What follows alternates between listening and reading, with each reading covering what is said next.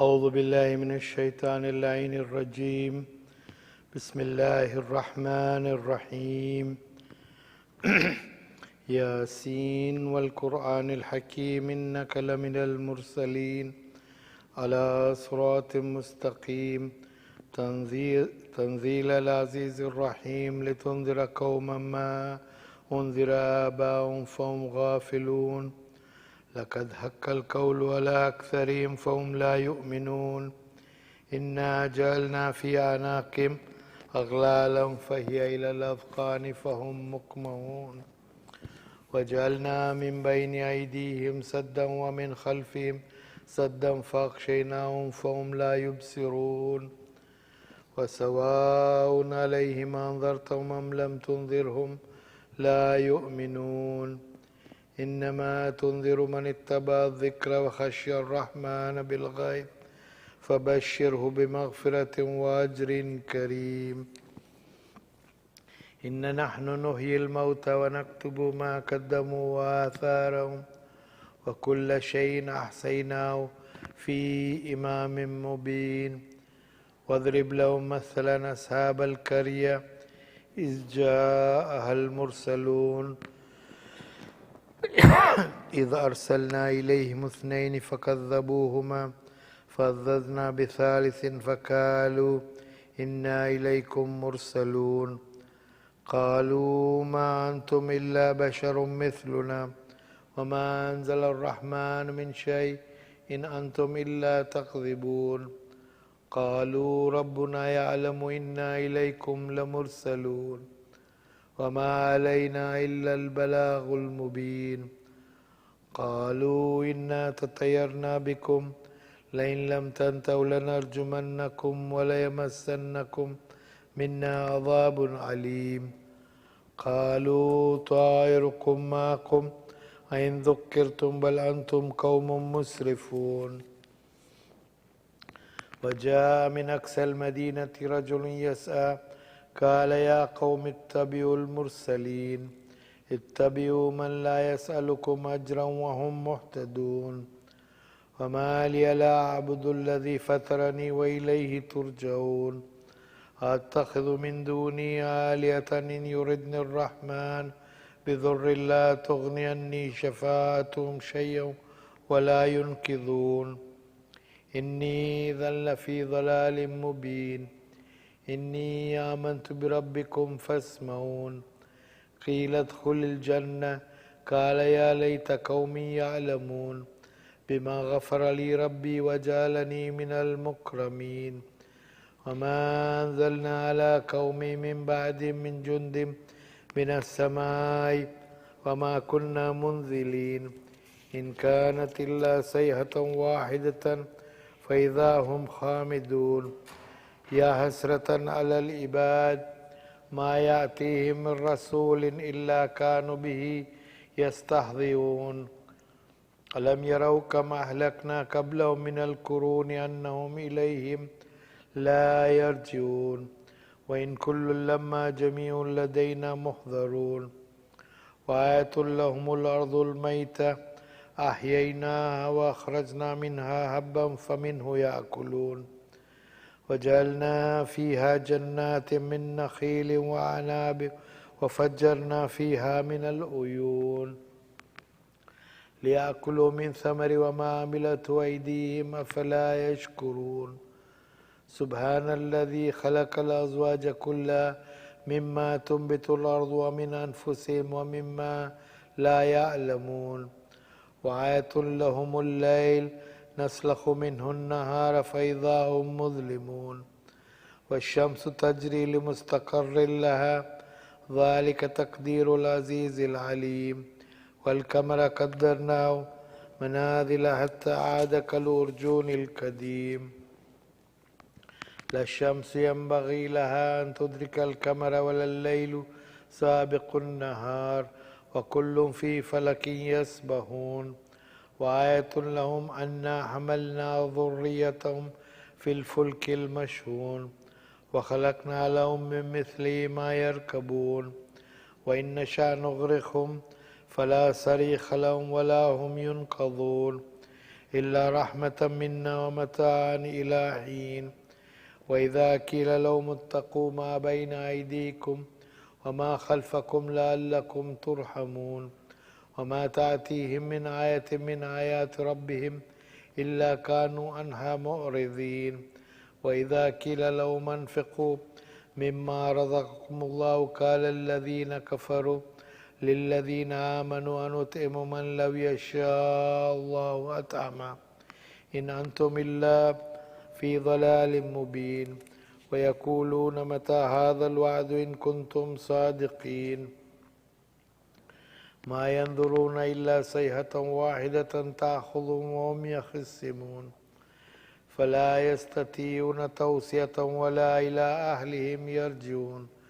ونفخ في الصور فإذا هم من الأجداث إلى ربهم ينسلون قالوا يا ويلنا من بعثنا من مركدنا هذا ما وعد الرحمن وصدق المرسلون إن كانت إلا صيحة واحدة فإذا هم جميع لدينا محضرون فاليوم لا تظلم نفس شيئا ولا تجزون إلا ما كنتم تعملون إن أصحاب الجنة اليوم في شغل فاكهون هم وأزواج في ظلال على الأرائك متكئون لهم فيها فاكهة ولهم ما يدعون سلام قولا من رب رحيم. وامتازوا اليوم أيها المجرمون ألم أعهد إليكم يا بني آدم أن لا تعبدوا الشيطان إنه لكم عدو مبين وأن اعبدوني هذا صراط مستقيم. ولقد أضل منكم جبلا كثيرا فلم تكونوا تأكلون هذه جهنم التي كنتم توعدون اصلوها اليوم بما كنتم تكفرون اليوم نختم على أفواههم وتكلمنا أيديهم وتشهد أرجلهم بما كانوا يكسبون ولو نشاء لطمسنا على أعينهم فاستبقوا الصراط فأنى يبصرون ولو نشاء لمسخناهم على مكانة فما استطاعوا مضيا ولا يرجعون ومن نؤمره ننقص في الخلق أفلا يأكلون وما علمناه الشعر وما ينبغي له إن هو إلا ذكر وقرآن مبين لينذر من كان حيا ويحق القول على الكافرين. أولم يروا أنا خلقنا لهم مما عملت أيدينا أنعاما فهم لها مالكون وذللنا لهم فمنها ركوبهم ومنها يأكلون ولهم فيها منافع ومشارب أفلا يشكرون واتخذوا من دون الله آلهة لعلهم ينصرون لا يستطيعون نصرا وهم لهم جند محضرون فلا يحزنك قولهم إنا نعلم ما يسرون وما يعلنون أولم يرى الإنسان أنا خلقناه من نطفة فإذا هو خصيم مبين وضرب لنا مثلا ونسي خلقه قال من يحيي العظام وهي رميم قل يحيي الذي أنشأ أول مرة وهو بكل خلق عليم الذي جعل لكم من الشجر الأخضر نارا فإذا أنتم منه توقدون أوليس الذي خلق السماوات والأرض بقادر على أن يخلق مثلهم بلى وهو الخلاق العليم إنما أمره إذا أراد شيئا أن يقول له كن فيكون فسبحان الذي بيده ملكوت كل شيء وإليه ترجعون صدق الله العلي العظيم. ما صل على محمد وعلى سورة المباركة الفاتحة.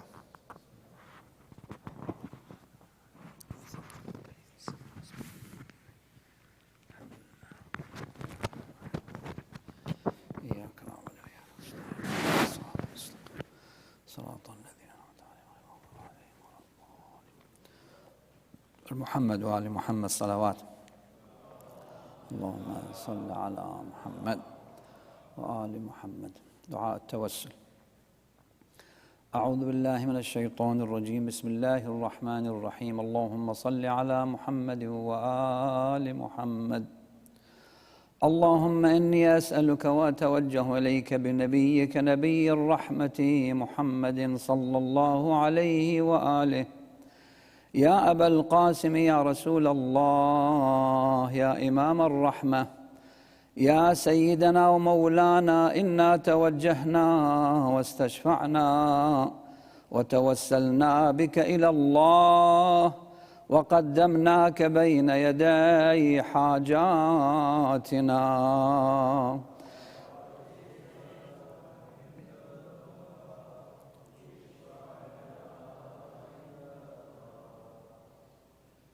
يا وجيها عند الله، اشفع لنا عند الله. يا أبا الحسن يا أمير المؤمنين، يا علي بن أبي طالب، يا حجة الله على خلقه، يا سيدنا ومولانا، إنا توجهنا واستشفعنا وتوسلنا بك إلى الله وقدمناك بين يدي حاجاتنا. يا وجيها اشفع لنا عند الله.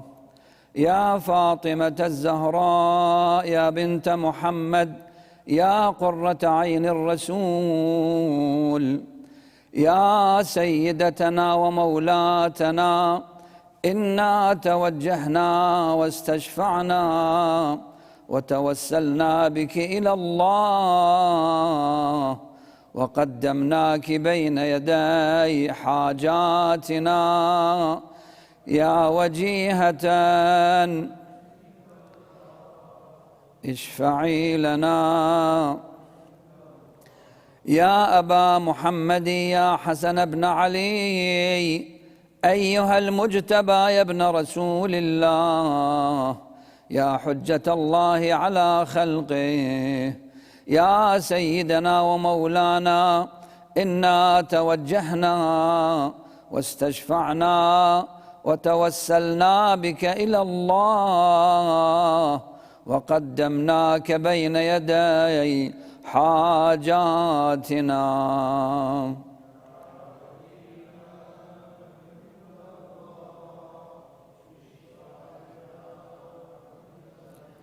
يا أبا عبد الله يا حسين بن علي، أيها الشهيد يا ابن رسول الله، يا حجة الله على خلقه، يا سيدنا ومولانا، إنا توجهنا واستشفعنا وتوسلنا بك إلى الله وقدمناك بين يدي حاجاتنا.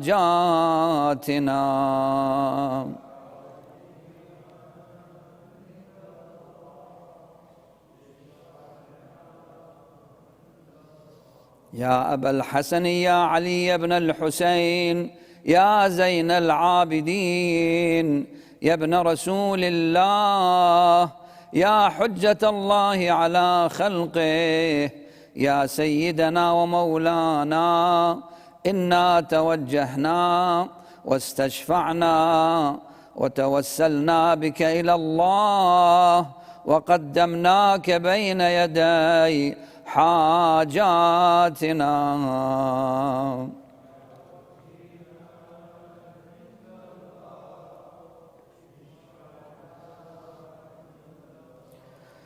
يا أبا جعفر يا محمد بن علي، أيها الباقر يا ابن رسول الله، يا حجة الله على خلقه، يا سيدنا ومولانا، إنا توجهنا واستشفعنا وتوسلنا بك إلى الله وقدمناك بين يدي حاجاتنا.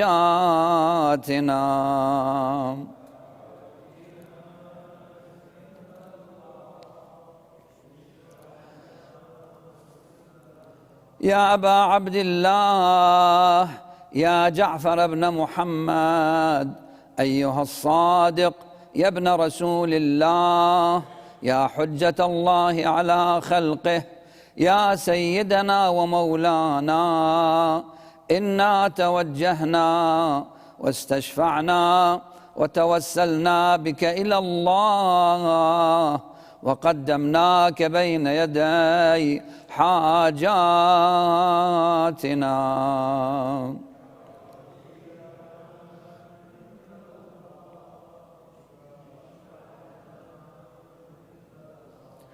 يا أبا الحسن يا موسى بن جعفر أيها الكاظم يا ابن رسول الله يا حجة الله على خلقه يا سيدنا ومولانا إنا توجهنا واستشفعنا وتوسلنا بك إلى الله وقدمناك بين يدي حاجاتنا.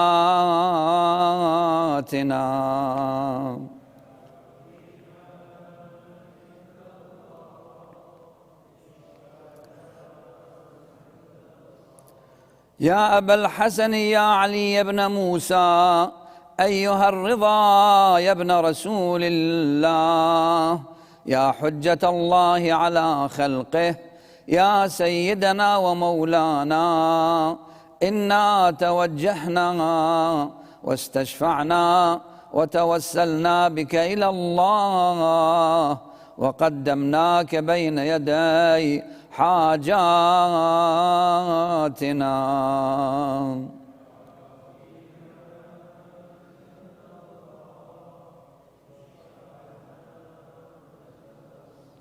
يا أبا جعفر يا محمد بن علي أيها التقي الجواد يا ابن رسول الله يا حجة الله على خلقه يا سيدنا ومولانا إنا توجهنا واستشفعنا وتوسلنا بك إلى الله وقدمناك بين يدي حاجاتنا.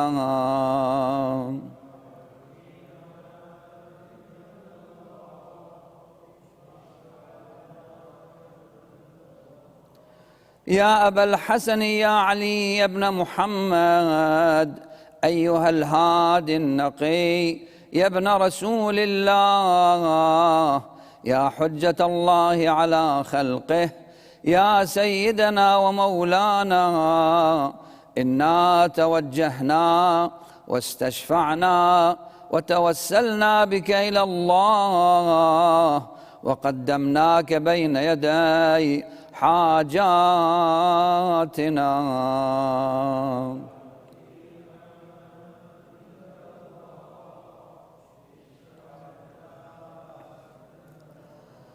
يا أبا محمد يا حسن بن علي أيها الزكي العسكري يا ابن رسول الله يا حجة الله على خلقه يا سيدنا ومولانا إنا توجهنا واستشفعنا وتوسلنا بك إلى الله وقدمناك بين يدي حاجاتنا.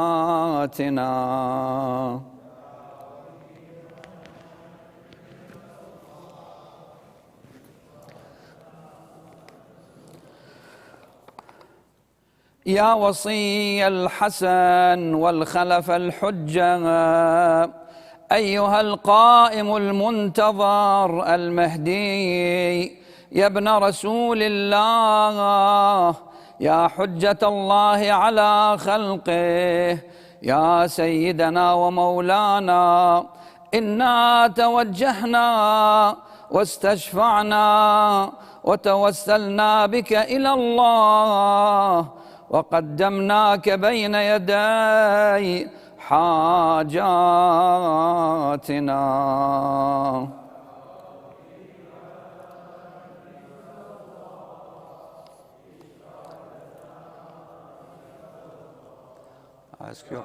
جيها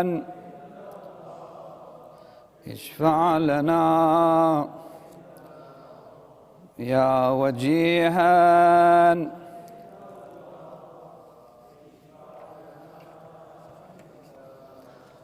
Ask your hajat from Allah subhanahu wa ta'ala.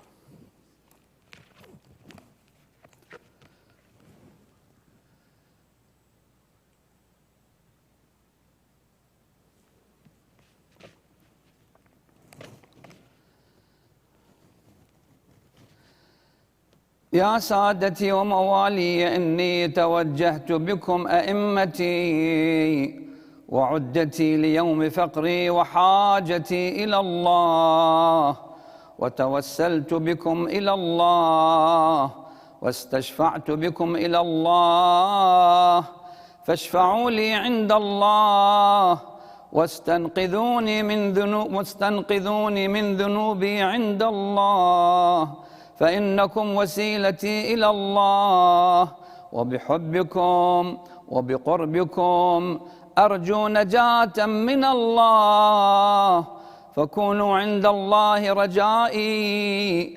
يا سادتي يا أولياء الله، صلى الله عليهم أجمعين، ولعن الله أعداء الله وعالميهم من الأولين والآخرين، آمين رب العالمين.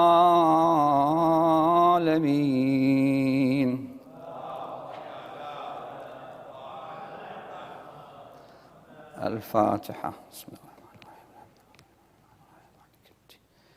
إياك نعبد وإياك نستعين، اهدنا الصراط المستقيم، صراط الذين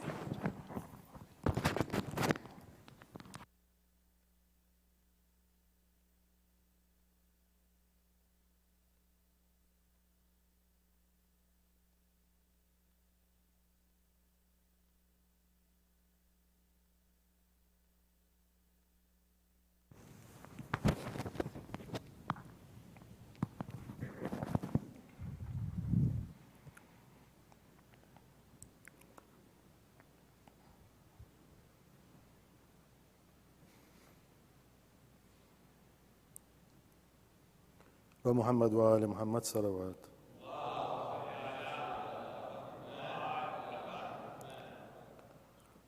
وہ کارواں سرور کا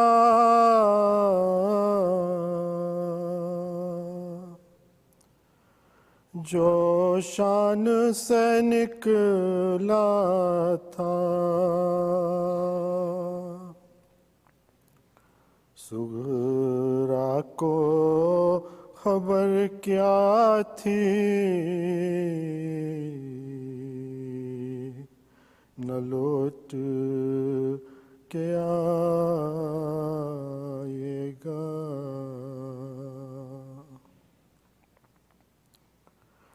پامال ہوا قاسم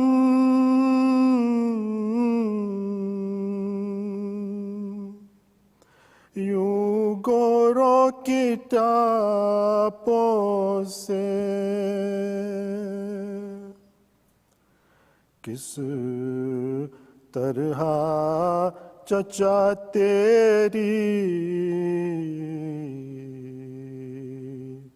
میت کو اٹھائے گا۔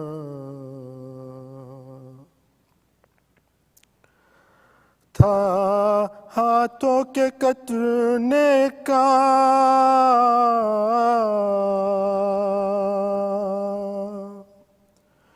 کچھ غم نہ دلاور کو،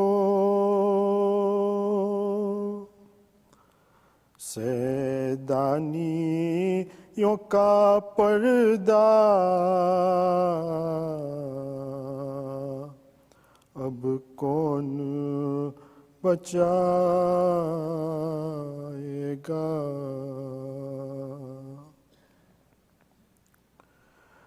ٹوٹی ہے کمر شہ کی،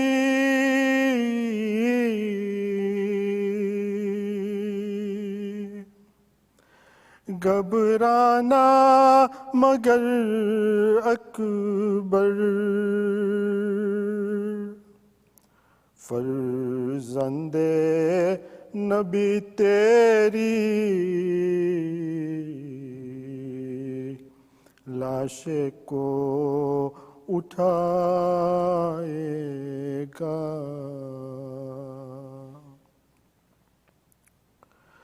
سوتے نہ تھے تم اصغر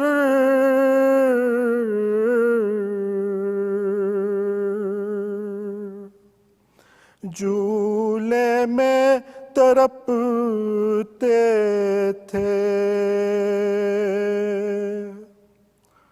دنیا کو خبر کیا تھی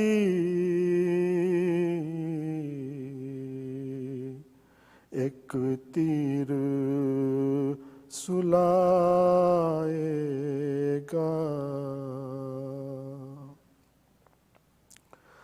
اصحاب نے دم توڑا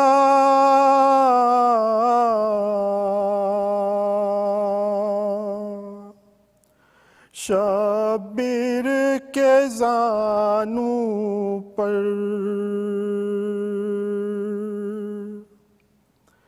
کس زانوں پہ سر اپنا شبیر کٹائے گا.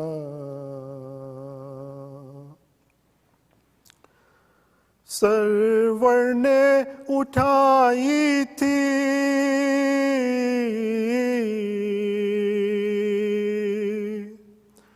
سب ساتھیوں کے لاشیں. شبیر تیرا لاشا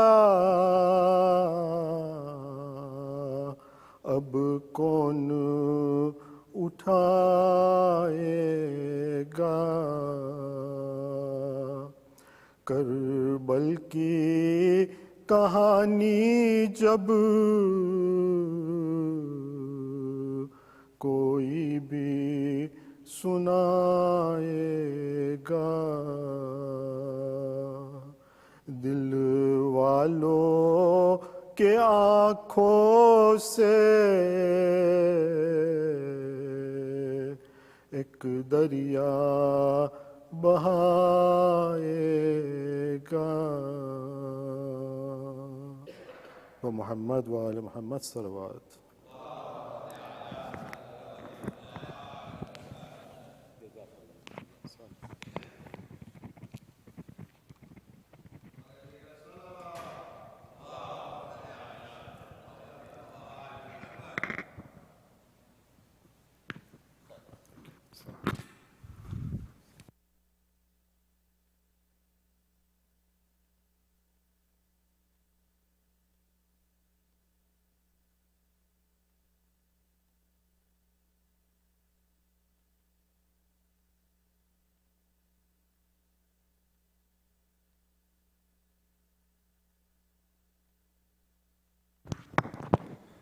أعوذ بالله من الشيطان الرجيم. Bismillah ar-Rahman ar-Rahim. Dr. Sayyid Shabbir Kirmani, respected elders, brothers and sisters, Assalamu alaikum wa rahmatullahi wa barakatuh. Surah Fatiha is requested for the Salah Sawab of the marhumin listed on the screen and for all marhumin. Al-Fatiha.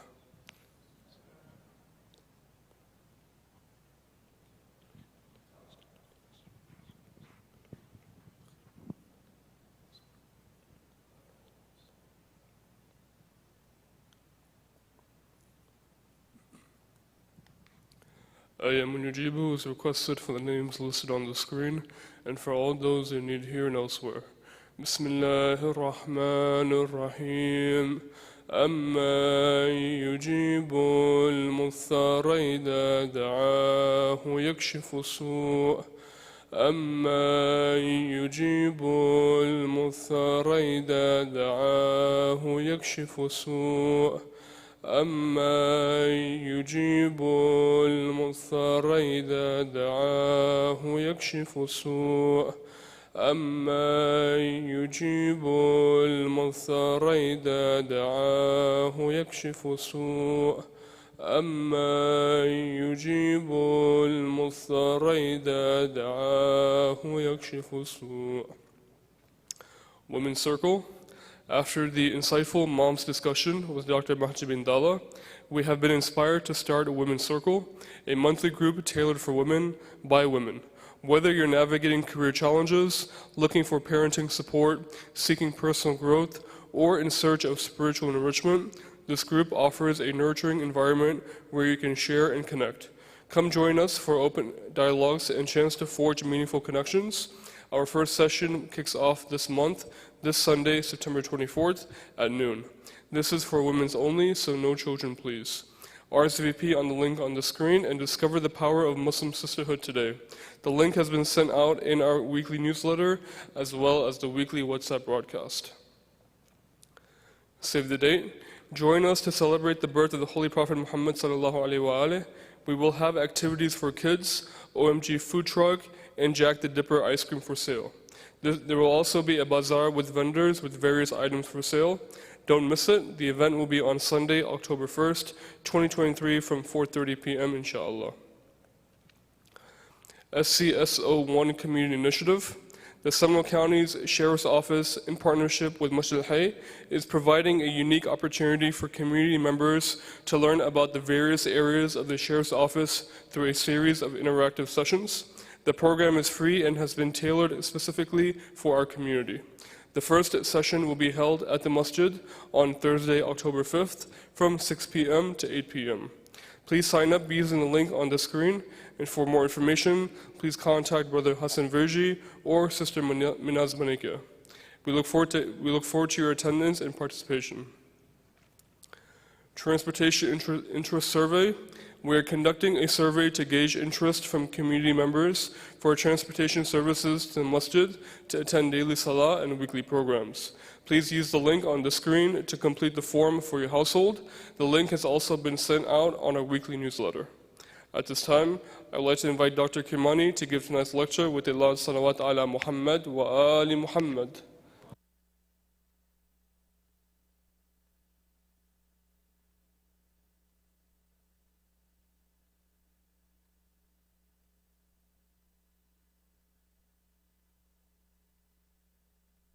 اللهم صل على محمد. أعوذ بالله من الشيطان اللعين الرجيم. بسم الله الرحمن الرحيم. فوض أمري إلى الله إن الله بصير بالعباد ولا حول ولا قوة إلا بالله العلي العظيم. حسبنا الله ونعم الوكيل ونعم المولى ونعم النصير. والصلاة والسلام والتحية والإكرام على الرسول المسدد المصطفى الأمجد المحمود الأحمد الذي سمي في السماء بأحمد وفي الأرض بأبي القاسم محمد. اللهم صل على محمد وعلى أهل بيته الطيبين الطاهرين المعصومين المظلومين المنتجبين الذين أذهب الله عنهم الرجس وطهرهم تطهيرا. اللهم صل على وقل رب اشرح لي صدري ويسر لي أمري واحلل عقدة من لساني يفقه قولي. أما بعد، قال الله تبارك وتعالى في كتاب الكريم: بسم الله الرحمن الرحيم. قل لا أسألكم عليه أجرا إلا المودة في القربى. صدق الله العلي العظيم. زينوا مجالسكم بالصلوات على محمد وآل محمد. اللهم صل على محمد. My respected elders, brothers and sisters in Islam and Iman here in Florida, across the globe, wherever you're hearing my voice, Salamun alaikum jami'an wa rahmatullahi wa barakatuh. Question: what is nobility? What is piety? What is determination? And what is this in light of the great lady Masuma Qum? We're told there's a moment in time where a group of Shia or people have come on their way and they have journeyed to meet the seventh Imam. And they wanted to ask some questions to the blessed Imam. Now when they arrived to the city, they realized, and they were told and they were informed that the Imam himself was traveling. The Imam was not there present in the city at his home, but he had gone traveling. And they had come with some questions. And as you know, it's not like today's era where travel is relatively more convenient. It took time, it took effort, it took a lot of dedication in order to travel, and they didn't know necessarily when the Imam would be back. So time began to pass, and they said that we must return back home. And at that point in time, the narrations say that these questions that they had, they were brought in front of a young daughter of the Imam by the name of Bibi Fatima al-Masuma. And at that point in time, she answered each and every one of those questions to the satisfaction of those who were asking the questions. And when she answered those questions, eventually they packed up and they began to proceed back home to where they had come from. When they began to proceed back home to where they had come from, on the way back, they intercepted or they interacted and they met with the Imam himself, the seventh Imam, who was returning back to the city. So they were leaving the city, Imam was returning back to the city, and they met on the way back. And when they were returning, and the Imam was returning. And so when they interacted, they said, Salamu alaykum wa alaykum as-salam. And the interaction ensued and said, Yabna Rasulillah, we came to meet you. We had some questions to ask you. We had some things that we wanted to learn from you. And we had some questions, and hence we came. We spent some time in the city, and now we're leaving back home as we have to leave. But alhamdulillah, we had the opportunity to do your ziyarah. And they said we had these questions. And he said, okay, what are the questions? They said, your daughter answered the questions for us. And at that point in time, the Imam said, let me see. What are your questions and what are the answers? And at that point in time, they showed the questions that they had and the answers that had been written down. And the Imam read one after the other. This is the question, this is the answer, this is the questions. And the Imam responded, and this is the statement that the riwayat says, Fidaha abuha, or Fadaha abuha, Fadaha abuha, Fadaha abuha. That 3 times he said Fidaha abuha, that may her father be ransomed to her. And this indicated, according to the ulama, that the Ahlul Bayt don't do something that we sometimes do, which is hyperbole. In Urdu you say mubalagha arai, for example, to exaggerate a matter. This is not something the Ahlul Bayt do. When they say something, it is as it said. So if they say something is less than, that means it's less than to that extent. And if they say something is greater than, then that means that there is some fadila there. And so if a Masum is saying that may her father be sacrificed for her, the same way that Rasulullah would say at times for Fatima Zahra, there's an indication here. Why? Because some people may come forward and ask a question, which is a good question. We should not be afraid of questions, and we should not dismiss questions. The question may be, why are we commemorating, for example, someone like Lady Masuma, Fatima Masuma? And the reality is, we commemorate those personalities which the Ahlul Bayt have told us to commemorate. And because they have indicated in numerous riwayat that she is someone who is exalted, we make sure that we make a preparation to remember her, number one. Number two, in remembering her, we are able to reflect on those personalities in Islam and Islamic history who are able to reach a high level spiritually, who are not one of the 14 Ma'sumeens directly, but still they received and achieved a level of isma that is exalted that others may not consider. 2 things that we need to know. There is ismat kubra and ismat sughra. There are 2 types of ismat, or being ma'soom. There is the type of ma'soom that is the 14 ma'soomin. Rasulullah, Bibi Fatima, Imam Ali, all the way up to the Imam of our time. But then there are others who are, for example, mahfuz and al-khata. There are, for example, they refrain and they have refrained from errors, or they have even refrained from those things which are, of course, makruh in their lives. These people are too high. Even some of our ulama, our maraji, our scholars, you'll ask their students, their relatives, the people who know them, they say, for some of them they would say, we've not even seen them do something makruh in our lifetimes. At least we have not witnessed. Maybe they did between them and Allah, they know. But this is the extent that some people who are like you and I, but they have perfected themselves spiritually, have reached. So these people are higher. This category of the minor type of ismat would be the likes of Bibi Zainab salamullahi alayha, the likes of Abul Fadl Abbas, the likes of these personalities who are not the 14 ma'sumin, but their position is so high that not we are saying, but the Ahlul Bayt have said that they are exalted. For example, when we say in ziyarat, Assalamu alayka ya Abdul Salih, al-muti'u lillahi wa li rasulih, with respect to the likes of Abul Fadl Abbas or Muslim ibn Aqil. And we're referring to these personalities as those who the Imams have attested. You know, it's one thing for us to say that we are the ones, we are doing the itaat of the Imam. We are following the line of the Imam. We are listening to the Imam. We are doing what the Imam says. But for the Imam to themselves accept and the Ahlul Bayt to accept is a different story. And so that's where it's important to keep these points in mind. Now when we come to the life of this great lady, it's important to notice a few things. One is her proximity to these great personalities. She is the daughter of an Imam, she is the sister of an Imam, she is an aunt of an Imam. And these are important. And you may say, what is the fadail of her in this? It's the fadail, we're saying that it's the fadail of those personalities. No, the reality is that the Imams also pointed and said that these people have a value. So allow me to explain from another example, and we'll come back to this. When we look at those people who had the proximity of the Ahlul Bayt, and there's two types of proximity. One type of proximity is that proximity where you're just physically sitting there. Physically being around them may or may not have value. But for example, there are some companions of Rasulullah who sat around Rasulullah while he was alive, but they were not able to benefit from Rasulullah, for example. And even they would say, sometimes they doubted Rasulullah, some of them. Sometimes they said, what was he saying? They didn't understand. It went over their heads. But then there were other people who had the opportunity to be around Rasulullah and they benefited from Rasulullah. The likes of Salman, the likes of Abu Dharr, the likes of these great companions who were there in the vicinity of Rasulullah and they benefited from Rasulullah. Similarly, there were certain people who were in the vicinity of the Ahlul Bayt and also benefited spiritually from the Ahlul Bayt. One of these personalities, Lady Fatima al-Masuma. Number one. Number two, another point for us to reflect on is sometimes people pass this notion and say that Islam, it doesn't give the rights to women, or it sometimes marginalizes women's rights. As I'm sure you're watching what's going on in France right now, and their bans on hijab and abaya, and it seems to have no end. And when we look at this, they should perhaps really study what is the history of Islam and how Islam gave rights to women, especially in that societal context, well before there were any dreams of it even. Example.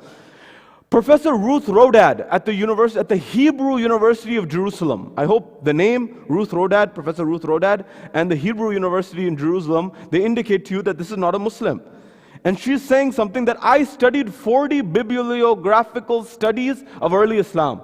40 bibliographical studies is volumes. Huh? You know how people used to have Britannica encyclopedias in their houses and in the libraries? Now we have it all on the internet. But this was volumes of people's lives. And she said that I studied 40 of the early Islam bibliographical studies. And she said, I did not notice any evidence of discrimination or marginalization of women of that time, for that time. And she said, in fact, I found that women had rights well ahead of their time in that space at that time. And so these are what the experts have said when they've studied it. Now comes the question. Sometimes people read verses of the Quran, sometimes out of context. Sometimes they read riwayat that are attributed to the Ahlul Bayt or to the Rasulullah and Islam, and they misunderstand what Islam is about. For example, some people point to some khutbat and some sayings that are in Nahjul Balagha, for example, attributed to Imam Ali, where Imam Ali may be saying things that seem to be misogynistic. Misogynistic means to be discriminatory towards women, for example, from a male's perspective, for example. But a woman can perhaps also have this tendency as well. But generally, it's men being discriminatory against women. So they say about Imam Ali talking about the aql and things of this nature. Now, this is where we need to be very careful of what are the real riwayat, number one. Number two, is the Imam making a general or a specific statement? Because I'll tell you this. Is it possible for a lady to have a greater level of iman and a higher spiritual station than a man in Islam? And the answer is definitely. If you look at the lives of Asiya, if you look at the lives of Maryam, if you look at the life of Bibi Khadija, maybe not relative to her husband Rasulullah, but relative to other men of the time, certainly. And if you look at the life of Lady Fatima al-Zahra herself, perhaps not, she was a kufu, compatible match with Imam Ali alayhi salam, but of course, after Rasulullah and Imam Ali, in terms of her position and maqam, there was no one who was at her level in that era, in that time.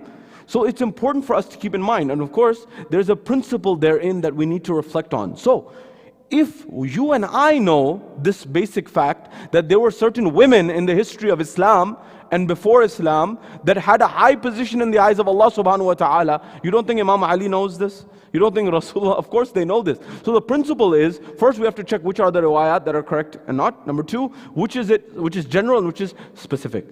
When it came to Asiya Asiya's wife was the wife of Fir'aun. Fir'aun was not at that spiritual level, very hardly was he at any spiritual level relative to his wife, who Allah said is one of the exalted women of paradise. When it came to the likes of Maryam, Maryam was at such a level that she was exalted well above any others, many others I should say. When it came to Khadija salamullahi alayha, her level of ma'rifah was very high, and the same with Fatima az-Zahra salamullahi alayha is something that we need to remember. I remind you of one moment that our scholars have mentioned, and the likes of Ayatollah Ali Naqi Naqvi and some others, but he particularly pointed this out. He said that when Rasulullah used to stand in a gathering for Fatima az-Zahra, I looked and I wanted to analyze and study. He says, I wanted to look and study, is it that he stood up as a father for a daughter? As in, out of respect, is it a principle that a father should stand up for a daughter in the gathering? So then he said, I looked at the lives of the Ahlul Bayt after Rasulullah. And I looked at the life from Imam Ali, Imam Hassan, Imam Hussein, Imam Zain al-Abidin, all the way through all the Imams. And he said, I did not find any other example of the Imams standing up for their daughter. Meaning what? Meaning this is not, if it was the case, then all of the other Imams would follow in the principle of what the Rasulullah had done. And it would be a principle that all men should stand up for their daughter when they're in a gathering and the daughter enters. But it wasn't the case. That means it's not wajib, it's not a hujjah, it's not something that's part of deen. But, so then why? Why did Rasulullah do this? Sayyid Ali Naqi Naqvi says that it seems that this was a respect of one leader to another leader. Meaning what? Rasulullah is the leader of all the men and all the women, of course. But there are certain ahkam that even Rasulullah cannot demonstrate for the women, or it's not Rasulullah's area to do so. How many? Just look at salah, not my words, Sayyid Ali Naqvi's words. He said, just look at salah, how many differences there are between men and women. And you'll enumerate them yourselves. For example, where the hands kept in sujood, many other things that you'll find. And so these things are just some high level, surface level matters. What about other matters that they have to experience? So he says this was the respect from one leader to another leader, meaning Fatima az-Zahra is a leader in her own rights, in her own regards, number one. The next level that I want to come at with respect to Bibi Masuma in particular is, what are some things that we can learn from her life in particular to implement in our own lives? One is that she was at a very high level spiritually, having absorbed these relationships with the Imams and the Ahlul Bayt and understanding and ma'rifah, number one. Number two, she also made a migration. One migration is that she made a spiritual migration towards Allah subhanahu wa ta'ala, towards the Imam of her time. You know, there were even family members of the Imams who sometimes were not with them, they were against them, they plotted against them, for example. But she made a migration to Allah subhanahu wa ta'ala and a migration towards the representatives of Allah on earth, spiritually, number one. Number two, she made a physical migration. A migration to meet her brother. Now some say this is a migration just from sister to brother out of love of siblings. But the reality is, Bibi Masuma had many other brothers. As you know, Imam al-Kadhim had the most children out of the Imams. And she had other brothers. But she didn't travel to meet those brothers. And so the reality is, this was something that was the ma'rifah of her. Not only was it that she had a relationship to her brother, but also she was someone who had ma'rifah of the Imam of her time. So she made a migration from where she was towards the Imam of her time, number two. Number three, the determination to go on this journey. It's not easy as today. Today, sometimes you can, in our day, in our age, you can book a flight the same day and sometimes take it in the evening. You can take it a day before, book it the day before, and jump on a flight. Or for example, you can book your Bright Line train from here to Miami or back and forth, whatever it may be. By the way, the Bright Line you need to book in advance, just telling you FYI for experience. It won't work the day of. Anyways, but these are things that you can keep in mind. In reality, for her to have this determination to go and to be dedicated and go on this journey is not easy for a man of that time, let alone a woman of that time. So it shows the great courage of this lady. The likes of Sayyidah Zainab salamullahi alayha, the courage that she had. And the next level that comes up is with respect to her not getting married. She did not get married according to riwayat. And there is a wisdom behind this. Now, the ulama say there are a few reasons. One reason they say is it's possible that she did not have a kufu. As you know, when it came time for Fatima az-Zahra to get married, she did not have anyone to marry except Imam Ali alayhi salam. There were other people who tried to come to take the hand of marriage of Fatima az-Zahra, who were companions and other things of Rasulullah, who claim to be, have this relationship to Rasulullah, but none of them could get this relationship because they were not spiritually compatible with Fatima al-Zahra, number one. The same was true, they argue, with respect to Bibi Masuma Qum. There was no one who was from the lot of people who could marry her who may have been at her level spiritually, number one.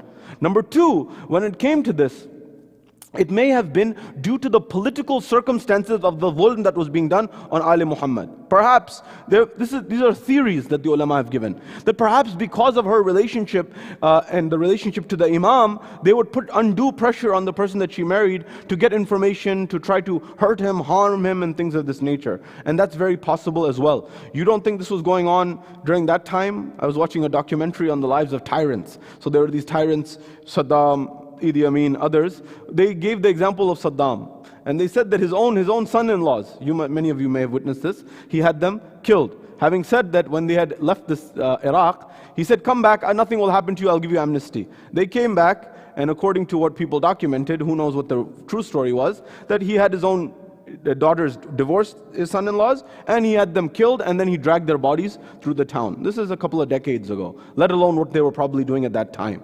So the next point. The final point that I want to say with respect to this is that this does not lower her position spiritually. In fact, it indicates to us the piety of this great lady and the determination of this great lady in terms of her cause of being in close proximity to Allah subhanahu wa ta'ala and the Ahlul Bayt. One thing that I want to mention here very quickly is that when it comes to the rights of women and sisters in our community, it's important to note that Islam was ahead of the curve on many of these things, and certain things may have come up culturally which may mitigate this, but when it came to Islam, we understand from the example of Fatima al-Zahra, the example of Bibi Zainab salamullahi alayha, where, for example, Bibi Fatima was an alima herself, of course, and she used to teach and give dars, and she used to answer questions.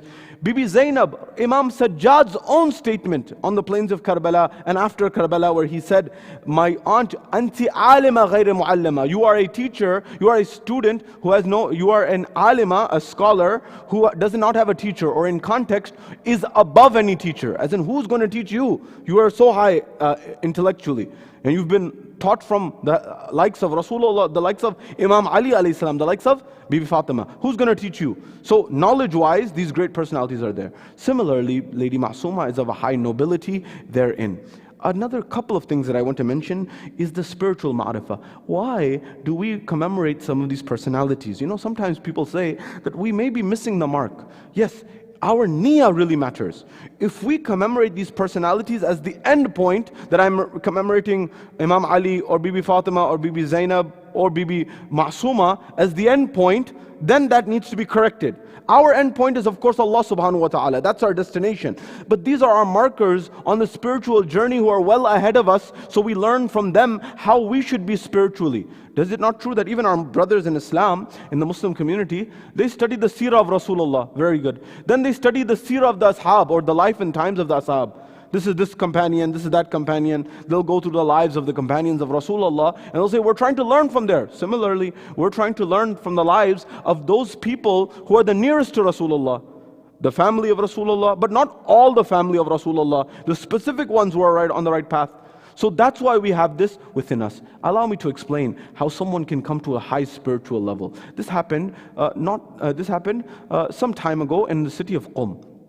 The narrations say there was a drought in the city of Qum. The rain was not coming and the crops were being affected. When this was happening, there was a group of 70, this is from the Bab of the Fadail of Bibi Masuma, and 70 scholars got together and they made a committee of a few scholars. Some say 7, some say 3. They made a committee of scholars and they said that let's choose our top scholars and ask them to do dua and find a solution to this problem. So 70 scholars picked 7 scholars amongst them, and they said that they will do istighatha and do dua to Allah subhanahu wa ta'ala through the tawassul of Bibi Masuma for there to be rain, so that they can be alleviated from this bala and this difficulty and this challenge.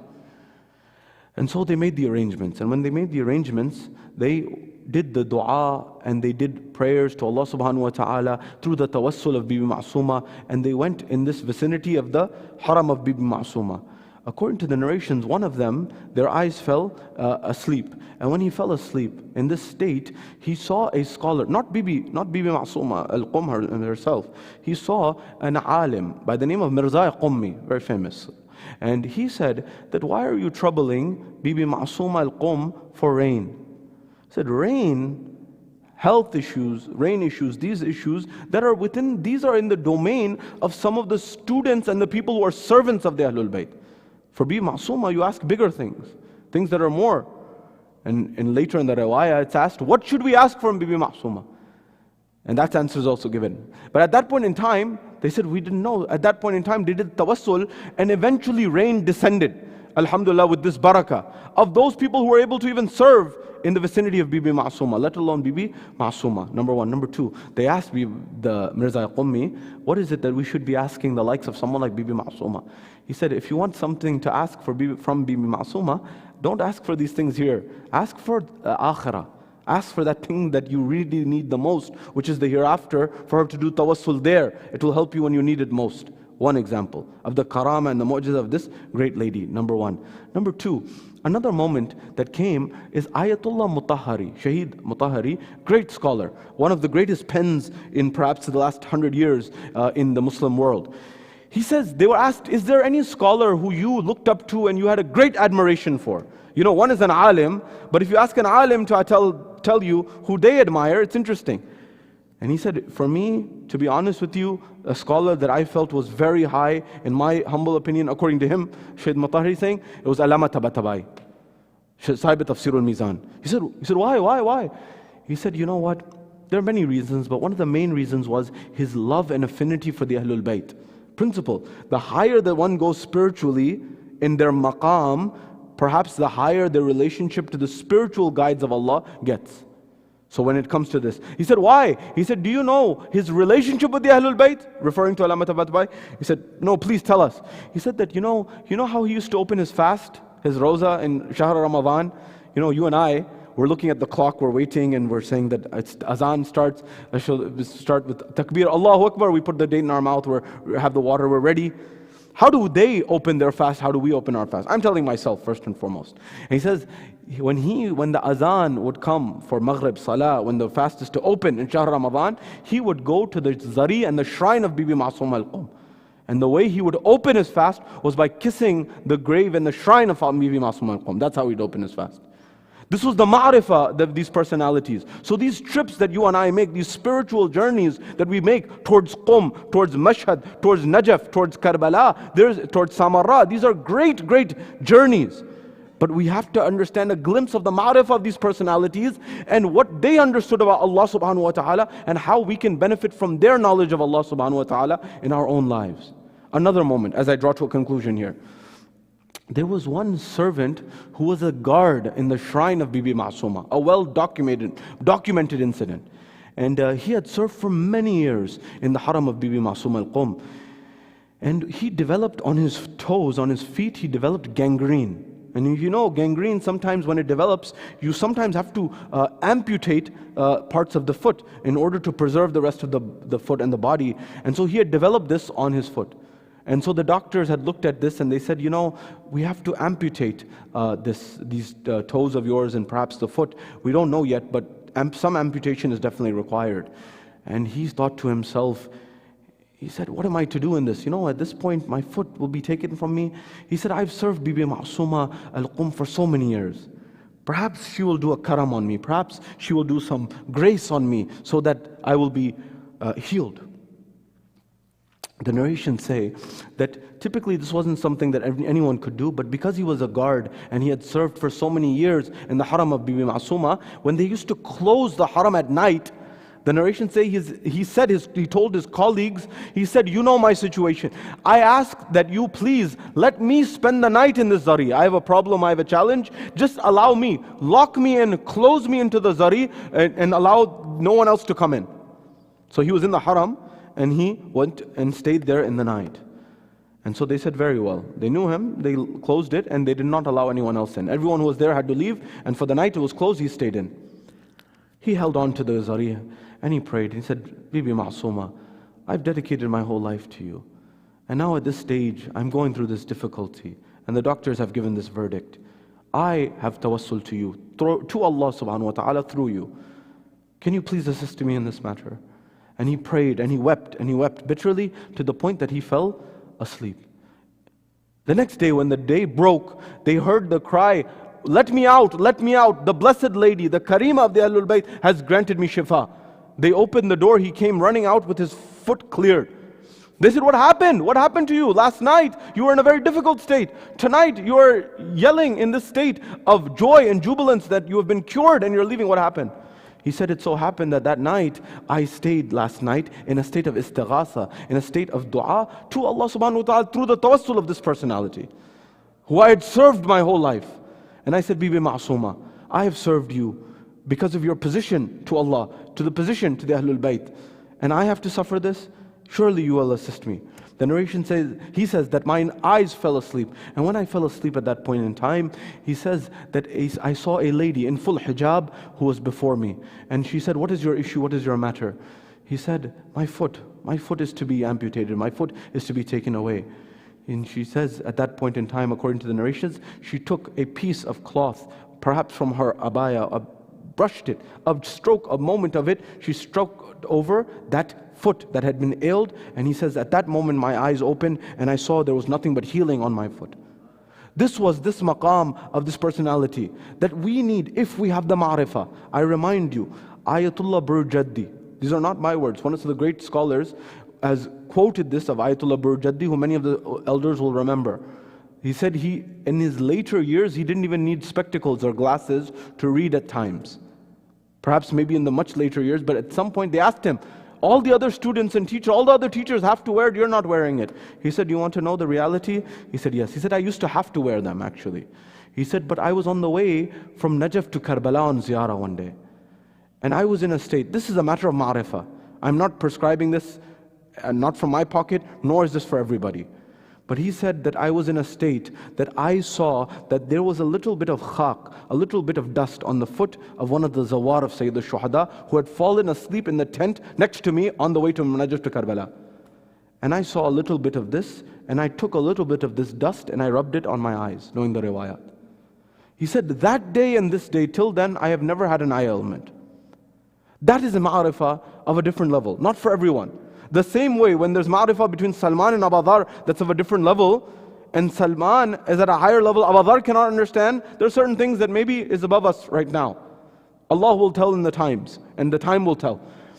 But this is something to keep in mind. But ajrukum ala Allah, my dear brothers and sisters, I won't give you too much trouble. Tonight is the night where we will remember Bibi Masuma Qum, the sister Imam al-Rida. She came from a very long distance towards meeting the Imam. They say that she got to a place called Sawa, and there was a lot of oppression on the children of the Ahlul Bayt, to the point that they even ambushed her caravan and attacked her caravan, and she was even harmed in this process. According to the narrations, they asked and inquired, is there any locality nearby? The narrations say that some people informed her that there is a city by the name of Qum, which is not as far by. It is somewhere that can be traveled to. At that point in time, they said, let us go towards Qum. And this is a place that the riwayat of the Ahlul Bayt had mentioned about the position of Qum. The narrations say they took the body of the blessed sister of Imam al-Rida towards this location of Qum. She was buried in Qum. She was given her proper arrangements according to the riwayat. There is a difference of opinion about her life, but she was given this burial. Ajrukum ala Allah. Imam had to endure this. She was the daughter of an Imam, a sister of an Imam, but she was someone of great piety and a great position. This was the maqam of this great personality. The riwayat, give your condolences tonight to Imam al-Kadhim, give your condolences tonight to Imam al-Rida, give your condolences tonight to the Imam of our time. Ajrukum ala Allah. Azadaro कहते हैं कि جب دعبل خزائی نے مرثیہ پڑھا اور جب انہوں نے مرثیہ پڑھا تو پھر امام رضا موجود تھے اور پردے کے دوسری طرف بیبیاں موجود تھیں. ان میں ایک بہن تھیں بیوی بہن تھیں جو امام رضا کی بہن تھیں. دعبل نے مرثیہ پڑھا کہ فاطمہ لو خلت الحسین مجدلا وقد مات عطشانا بشط فرات. دعبل نے مرثیہ پڑھا اور پھر کہا کہ آل محمد کی داستان کیسے ہے, کوئی مدینے میں ہے, کوئی نجف میں ہے, کوئی کربلا میں ہے. امام رضا نے کہا کہ اس میں ایک شعر کا اضافہ کر دو, ایک اور شعر ڈال دو. کہا اپنا رسول اللہ کیا لکھوں؟ کہا کہ کوئی توس میں ہے جو وہاں دفن ہے. انہوں نے کہا, دعبل نے کہا کہ یہ توس میں کون ہے ابنا رسول اللہ؟ امام نے کہا وہ میں ہوں جو یہاں غریب دفن ہوں گا. جب یہ سننا تھا, امام کی بہن دوسری طرف تھی, انہوں نے سنا, غش کے عالم میں گر پڑی. انہوں نے کہا کہ مجلس روک دیا جائے. کہا کیوں؟ کیونکہ امام رضا کی بہن غش کے عالم میں گر پڑی. انہوں نے یہ سنا, مگر سلام ہو زینب پر جو 70 قدم دور تھی. انہوں نے نہ صرف سنا مگر آنکھوں سے دیکھا کہ بھیا ذبح ہو رہا ہے. بیوی نے کہا اے پسر سعد, میرا ماں جایا ذبح ہو رہا ہے اور تو کھڑا دیکھ رہا ہے. ألا لعنة الله على القوم الظالمين وسيعلم الذين ظلموا أي منقلب ينقلبون إنا لله وإنا إليه راجعون. صلى الله عليك يا رسول الله, صلى الله عليك يا أمير المؤمنين, صلى الله عليك يا فاطمة الزهراء سيدة النساء العالمين, صلى الله عليك يا أمير المؤمنين, صلى الله عليك يا فاطمة الزهراء سيدة النساء العالمين, صلى الله عليك يا حسن المجتبى. السلام على الحسين وعلى علي بن الحسين وعلى أولاد الحسين وعلى أصحاب الحسين. ماتم حسين يا حسين يا حسين يا حسين.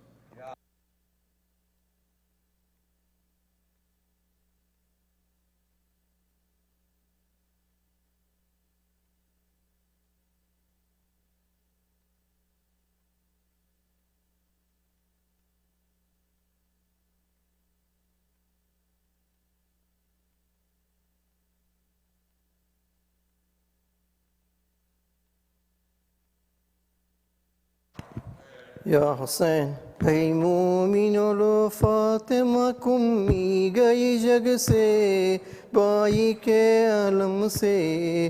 اے مومنو لو فاطمہ قم می گئی جگ سے بائی کے عالم سے.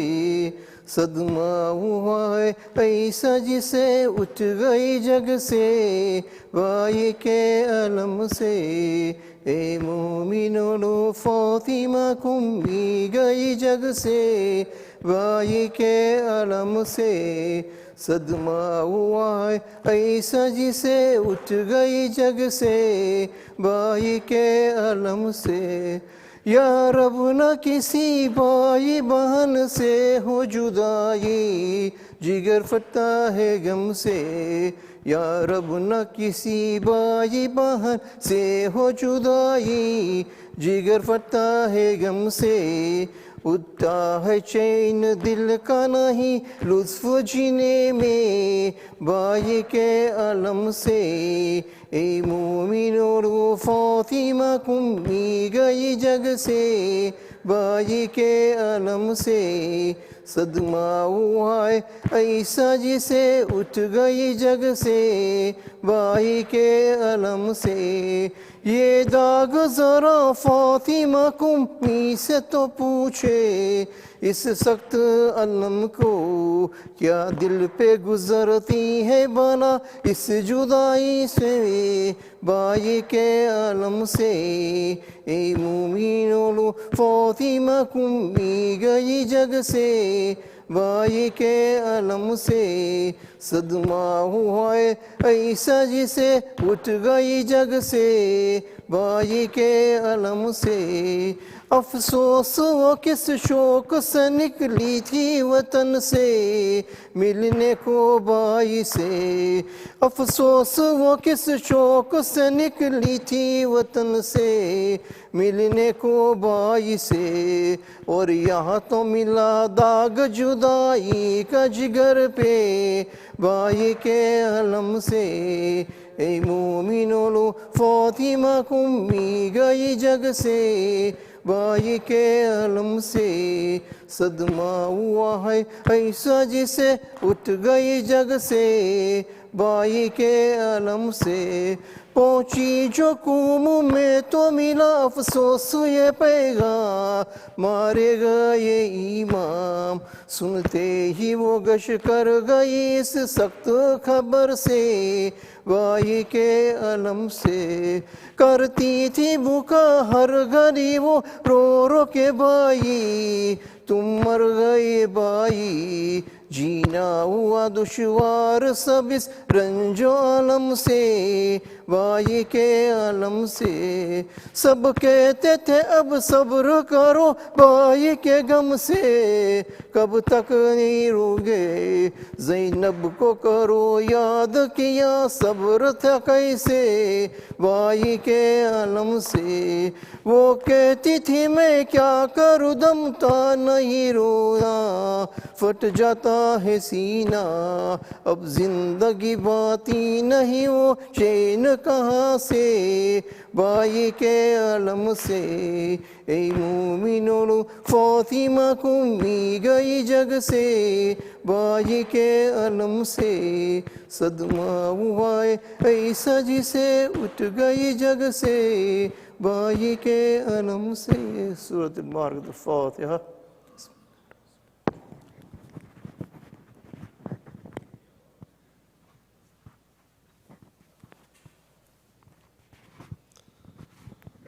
السلام عليك يا رسول الله، السلام عليك يا أمير المؤمنين، السلام عليك يا فاطمة الزهراء سيدة النساء العالمين، السلام عليك يا حسن المجتبى، السلام عليك يا أبا عبد الله، وعلى الأرواح التي حلت بفنائك، عليك مني السلام الله أبدا ما بقيت وبقي الليل والنهار، ولا جعله الله الآخر الأحد مني لزيارتكم.